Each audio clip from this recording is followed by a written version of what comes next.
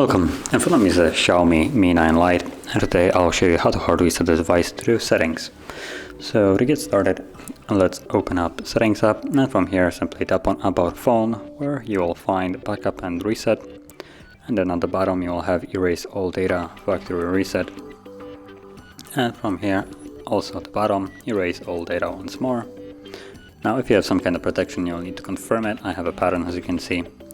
And then once you do, you have to wait 20 seconds for basically no reason, because they expect you to read their message that is self-explanatory, that it will remove all the data, including photos, songs, accounts, stuff like that, so everything will be gone. Now, it seems like they're inclined of giving you that message twice, just different phrasing. And once you're done wasting your time, you can basically confirm it and get started with the reset. So let's simply now wait for the process to finish.